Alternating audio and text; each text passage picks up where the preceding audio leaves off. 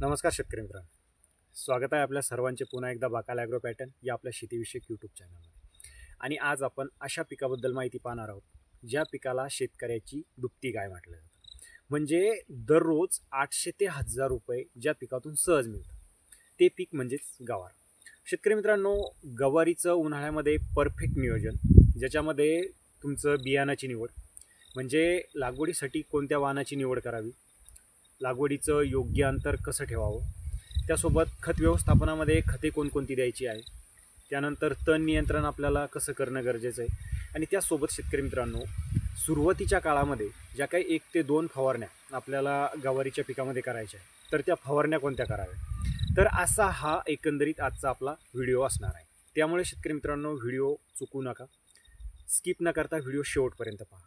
आणि तुम्ही पहिल्यांदाच आपल्या बाकाल ॲग्रो पॅटर्न या यूट्यूब चॅनलवरती आला असेल तर चॅनलला सबस्क्राईब करून समोरील नोटिफिकेशन बेल ऑन करायला विसरू नका, म्हणजे येणाऱ्या प्रत्येक व्हिडिओचं नोटिफिकेशन हे तुम्हाला मिळेल. तर शेतकरी मित्रांनो, उन्हाळ्यामध्ये कमी पाण्यात, कमी खर्चात आणि कमी कालावधीमध्ये गवारीच्या पिकाचे सगळ्यात जास्त पैसे होतात. म्हणजे इतर पिकांच्या तुलनेत हे चांगले पैसे देणारं पीक आहे.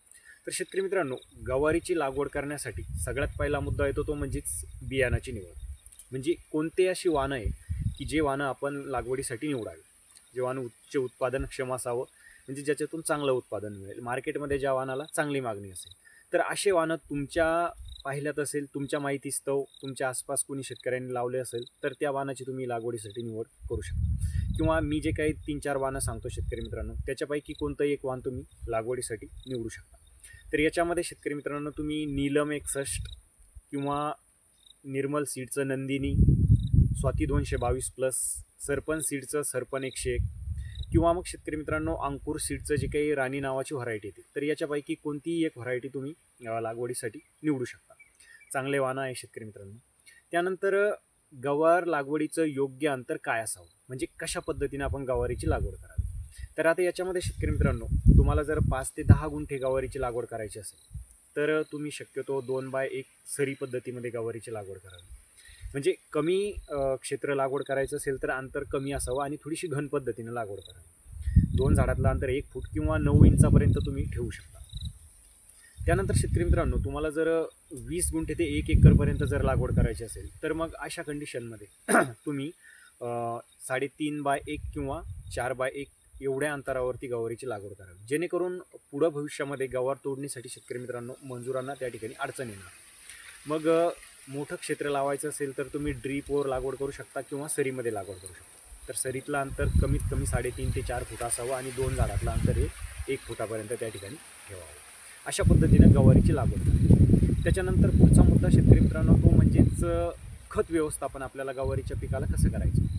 तर आता गवारीचं पीक हे 3 ते 3.5 महिन्याचं पीक आहे, त्यामुळे गवारीला फार म्हणजे 2-3 वेळेस खत व्यवस्थापन करण्याची गरज नाही. तुम्ही जर लागवडीवेळी खत व्यवस्थापन केलं नाही, म्हणजे बेसल डोस दिला नाही, तर शेतकरी मित्रांनो, ज्यावेळेस तुमचं गवारीचं पीक हे 15 ते 20 दिवसाचं होतं त्यावेळेस एक गवारीच्या पिकाला खताचा डोस द्यावा. तर खताच्या डोसमध्ये आपल्याला फार काही जास्त खतं देण्याची त्या ठिकाणी गरज नाही. एक 20-20-0-13 किंवा 10-26-26 एकरी 1 बॅग, आणि त्याच्यासोबत शेतकरी मित्रांनो एक 5 ते 10 किलो तुम्ही युरिया हा देऊ शकता. थोडंसं नत्राचं प्रमाण आपल्याला 10-26 कमी मिळतं, त्याच्यामुळे 5 ते 10 किलो युरिया तुम्ही त्याच्यामध्ये टाकू शकता. अशा पद्धतीनं तुम्ही खत व्यवस्थापन हे करू शकता. त्यानंतर शेतकरी मित्रांनो, पुढचा मुद्दा येतो तो म्हणजेच गवारीच्या पिकामध्ये तण नियंत्रण कसं करायचं. आता उन्हाळ्याच्या दिवसामध्ये तण नियंत्रणासाठी शक्यतो खुरपणी करून म्हणजे मंजुराच्या साहाय्यानं तण नियंत्रण करावं, तणनाशकाचा वापर करू नये. जर अशा कंडिशनमध्ये तुम्ही तणनाशकाचा वापर केला तर वातावरणामध्ये ऑलरेडीच हीट खूप असते, त्यामुळे तुमच्या गवारीच्या पिकाची वाढ थांबू शकते, ते पिवळं पडू शकते, किंवा गवारीची थोड्याफार प्रमाणामध्ये तिथं जळ होऊ शकते. त्याच्यामुळे तणनाशकाचा वापर तण नियंत्रणासाठी करू नये. शक्यतो मंजुराच्या साहाय्यानं खुरपणी करून तण नियंत्रण हे करावं. आणि त्यानंतर पुढचा मुद्दा शेतकरी मित्रांनो, तो म्हणजेच सुरुवातीच्या काळामध्ये गवारीच्या पिकाला आपल्याला ज्या काही फवारण्या करायच्या तर त्या पहिली फवारणी जी करायची तर ती कधी करावी आणि कोणती करावी. तर शेतकरी मित्रांनो, ज्यावेळेस आपलं गवारीचं पीक हे 2ऱ्या ते 3ऱ्या पानावर असतं, म्हणजे किंबहुना शेंडा फोडण्याच्या अवस्थेमध्ये ज्यावेळेस गवारीचं पीक असतं, तर त्यावेळेस गवारीच्या पिकाची चांगल्या प्रकारे वाढ होण्यासाठी, त्यासोबत शेतकरी मित्रांनो रस शोषण करणारी कीड वगैरे असेल तर किडीच्या नियंत्रणासाठी एक चांगल्या प्रकारचं आपल्याला त्या ठिकाणी कीटकनाशक एक चांगल्या प्रकारचं टॉनिक आणि एक विद्राव्य खत अशी पहिली फवारणी आपल्याला करायची. तर याच्यामध्ये शेतकरी मित्रांनो तुम्ही 19-19-19 प्रति 20 लिटरसाठी 80 ते 100 ग्रॅम घ्यायचं आहे. त्यासोबत एक चांगल्या प्रकारचं ॲमिनो ॲसिड असलेलं कोणत्याही कंपनीचं तुम्ही ॲमिनो ॲसिड घेऊ शकता. ज्यामध्ये ॲम्बिशन आहे, इसाबियान आहे किंवा इतरही असेल म्हणजे दुसऱ्या कंपनीचं, तर ते पण त्या ठिकाणी घेऊ शकता. 40 ml प्रमाण घ्यायचं आहे. किंवा मग शेतकरी मित्रांनो तुम्ही ॲमिनो ॲसिड जर नाही घेतलं तर तुम्ही सीविड एक्स्ट्रॅक्ट ज्यामध्ये बायोविटा एक्स जे मिळतं शेतकरी मित्रांनो 40 ml त्याचं प्रमाण तुम्ही घेऊ शकता. आणि बुरशीनाशकामध्ये एक साधं बुरशीनाशक M45 घेऊ शकता किंवा मग शेतकरी मित्रांनो तुम्ही साप पावडर घेऊ शकता. किंवा शेतकरी मित्रांनो करपा वगैरे किंवा जळ वगैरे जर होत असेल सुरुवातीच्या काळामध्ये तर तुम्ही रिडोमिल गोल्ड याचासुद्धा फवारणीमध्ये वापर करू शकता प्रति 20 लिटरसाठी 40 ग्रॅम.